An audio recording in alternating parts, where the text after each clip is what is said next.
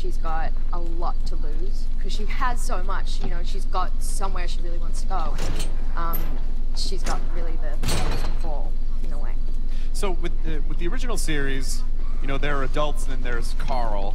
Yeah. And so as obviously with Carl, you know, you kind of go, well, as a kid, he does what kids do, which is hyper adapt to the world. But you guys are young adults, so you're sort of in between. You're not kids, but you're not fully formed adults yet. So how do you think that would affect someone in your position? Totally. I mean, it's gonna screw up your hormones even more, probably.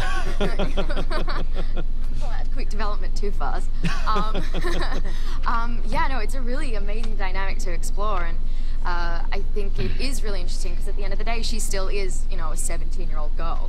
And so there are some really lovely scenes that we shot where it's like, you know, the world's falling apart and she's still having kind of a moment over something a little bit, you know, trivial.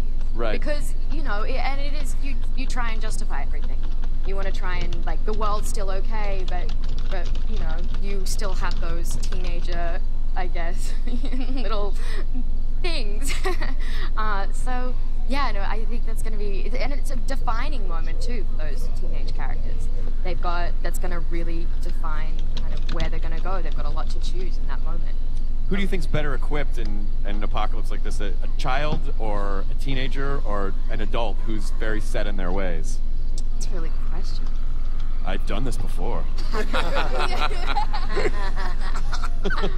Couldn't tell. Maybe someday there might be a show and you all will be on my couch and we'll be talking about it in front of a live camera. Yeah, I mean, I think you've got two ways to go as a teenager.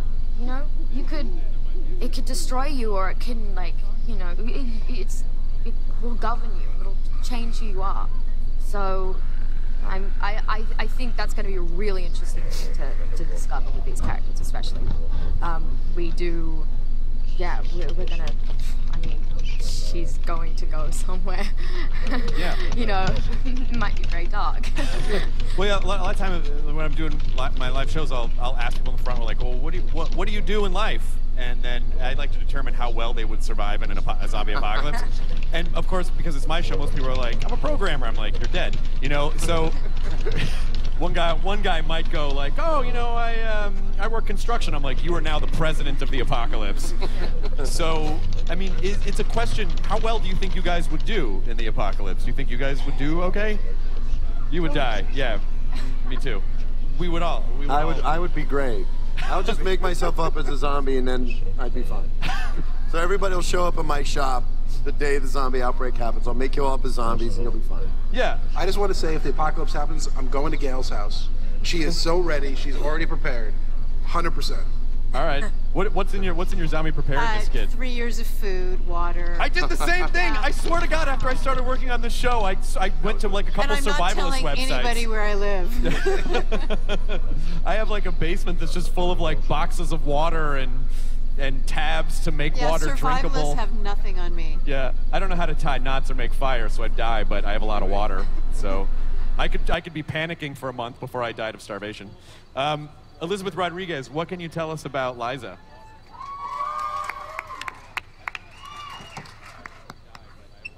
I think they're fans of another show. I can tell you that she is Travis's ex-wife and the mother of Chris, played by Lorenzo. They were married for about 12 years and they've been separated, divorced. 13 years. Oh, sorry. I forget. This is why the marriage didn't work. I forget these things. We've been divorced for 3, separated for 3. And she's very protective of Chris. And she is going to nursing school, which plays a very important role in the outbreak. You would survive. President. And she sort of had to put her life on hold and her dreams. And so now she's sort of burning the candle on both ends. And so she sort of doesn't take any BS. I think she's really nurturing. And she kind of comes into this world, into the Clark house. So then there's 2 adult women, and 3 children, and my character wasn't supposed to be Latina. That's really important stuff. Yay. Yeah. So that's exciting, especially because there's a whole other storyline that is that. And so I think that was really exciting for me, that I'm just playing a woman. Nice. That's all I got. Sorry. I think it's. I do like the dynamic. I mean, I can almost see it. It's almost a sitcom too. It's like your ex moves in with you and their family during the apocalypse. Yeah. Like, oh shit. It would be a sitcom if there wasn't an apocalypse. If there wasn't an apocalypse and people's faces being eaten off. Yeah. Lorenzo, how old is Chris in the show? 16. He's 16 years old. And a mute. I don't talk. I'm very protective of him. You are. If you want to talk to me, you have to go to Elizabeth. So what? How quickly did you guys have to sort of get to know each other and form your off-camera relationships to basically, approximate the fact that you've been a family for a while in this horrible situation? I literally met everyone on the day of the table read in Vancouver, but it was we bonded very quickly. It was we all talked with each other and hung out, talked about our character backgrounds and everything. So we all really got along with each other, which is great. Yeah, I mean, I feel like you guys have some concept of this, but if this show works out, I mean, you're going to be you're going to be family. Like, it's the ride that I'm so excited that you might be standing on the edge of right now. You probably shouldn't think about it too much because you crap your pants. But having watched what happened with Walking Dead and how much that became a part of people's lives and seeing how close they became to each other, I mean, are you ready for what could potentially be a very wonderful, intense, a lot of responsibility? What's your stream, bro? Oh. What? Oh, I just walked in. No. This guy. Yeah, I defied the laws of H1Z1. Yeah, I know. I'm part of the police force. Don't worry, I'm not here to kill you. I know that I thought you were like hostile. You came running at me, so kinda. I mean, you kinda surprised me a bit. Oh, my bad. Hey man, well, I'll be your new guardian angel.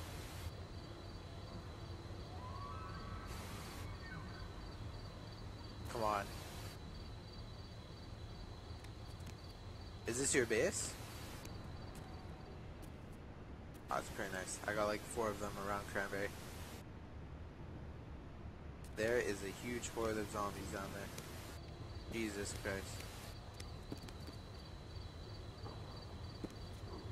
Well, need any gear or whatever? Hacker gear. It's kind of legit, just, I mean, I got like 10 times quicker.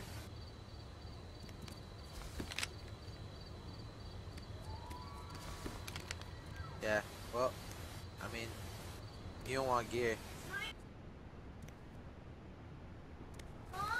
Well.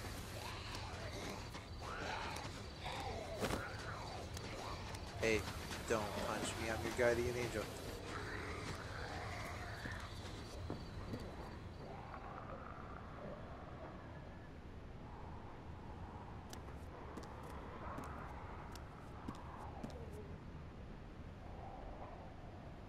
Well, I mean, I'm trying to be nice to you.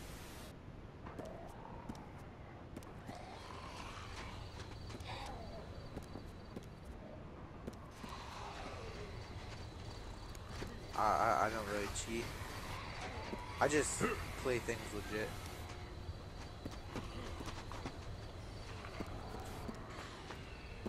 Remember? I defied the laws of H1Z1. Oh. Oh, there's your friend. Oh, I saw him earlier. I was gonna kill him earlier. I saw you're a huge team, bro. You guys have a... Yeah, you guys got a big team. Holy crap.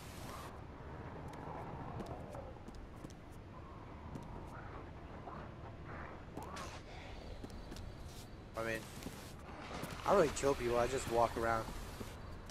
I don't really kill people. I just walk around and just kind of mess with people. Troll them.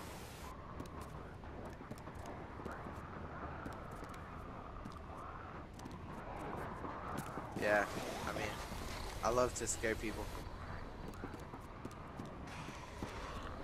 Yeah, I mean, I usually disappear after a while, you know. But, do you think your friend will kill me? I'm not gonna kill you. Oh, alright.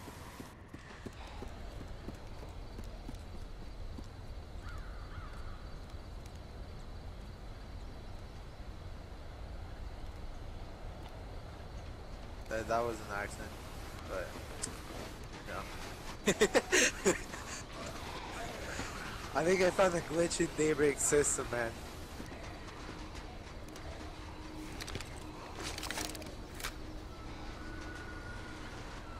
I'm trying to save your friend. There's a lot of zombies.